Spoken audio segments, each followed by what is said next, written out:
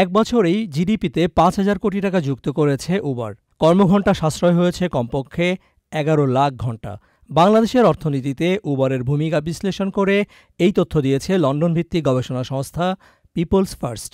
নিবন্ধিত চালকদের তথ্য ওয়েবসাইটে দিতে উবার কর্তৃপক্ষকে পরামর্শ দিয়েছে বিআরটিএ। বাংলাদেশে উবারের যাত্রা শুরু ২০১৬ সালে।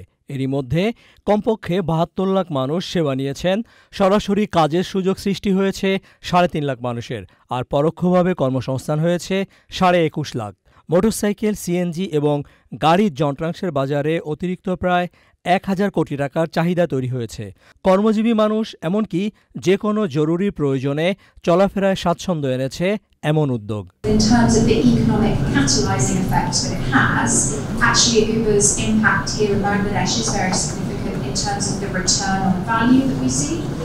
Obviously it's all relative. The impact that it might have in different countries is incredibly dependent upon that kind of local economy, the state of its transport infrastructure, for example, and therefore the kind of net benefit that Uber brings.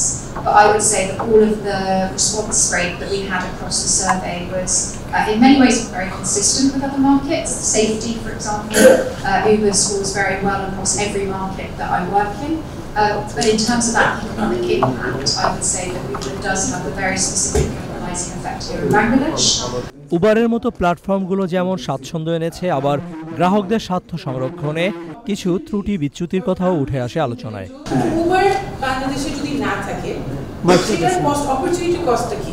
That is the impact of it. আবার কিভাবে আমরা সেটাকে create করছি, যেমন livelihood create করছি, ড্রাইভারদের income source, ওই income source দিয়ে how are they again getting some services again, how are they going when we go on to the consumer side of it?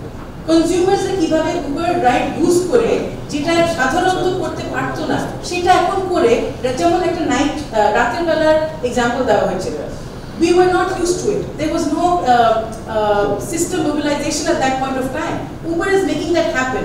Hence, যখন আমি একটা রেস্টুরেন্টে রাত 12টায় যেতে পারছি, ওই রেস্টুরেন্টে যে বিজনেসটা হচ্ছে যাতায়াত করে আমার, that is a ripple effect. So it's a beautifully, I think, built context that we should, it's a very different way of saying, not the regular, exactly আমি কত revenue earn করলাম আর সেটার কনটেক্সটে না।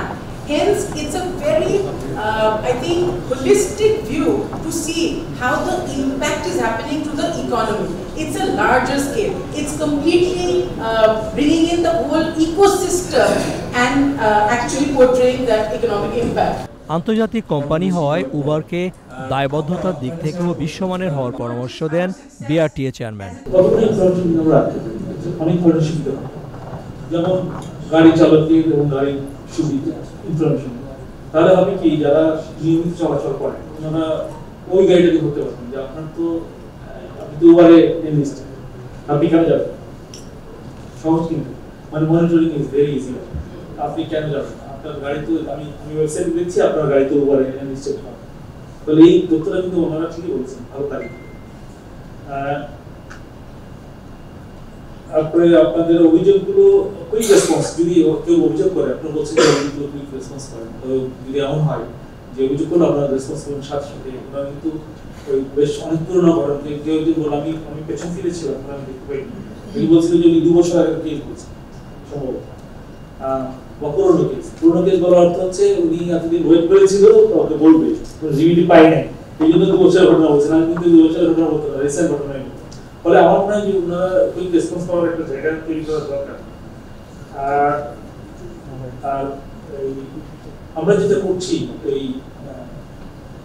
যারা চালাবে না অ্যাপসের সাথে শর্ত হওয়ার পরে যারা চালাবে না তাদেরকে এক ধরনের নোটিফিকেশন বলেছি যে ওনারা, আমরা তো ধরেন এনফোর্সমেন্ট করলাম, কোনো একটা কেউ অভিযোগ করলো, পুলিশ গেল, তো এইটা একটা ঘটনা মানে যখন ঘটবে, কিন্তু যারা ফ্রিকুয়েন্ট ব্যবহার করে তাদের জন্য তো এই ঘটনা নিয়মিত। আমার জন্য হয়তো অভিযোগটা কবে আসবে কবে যাবে, যে আপনাদেরকে যেটা বলতো ওনার সাথে আমার সেটা কথা হচ্ছিল যে আপনি যদি দেখেন অ্যাপস বন্ধ করে রাখেন একটা নির্দিষ্ট সময়, তাহলে আপনি বুঝবেন যে যদি ফ্রিকুয়েন্ট করে সে প্রায় করে, তাহলে বুঝবেন যে অ্যাপস নিয়মিত বন্ধ করে মানে সে এখন অন্য কিছু করছে।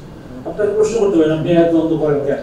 বেঞ্চমার্ক পিআরের প্রধান নির্বাহী কর্মকর্তা আশরাফ কায়সারের সঞ্চালনায় অনুষ্ঠানে জানানো হয়, গত বছরের মে থেকে জুলাই এই সময়ে ১,০৭৩ জন যাত্রী এবং 262 জন চালকের ওপর জরিপ করে রিপোর্টটি তৈরি করা হয়েছে। রিজভিন আওয়াজ, চ্যানেল আই, ঢাকা।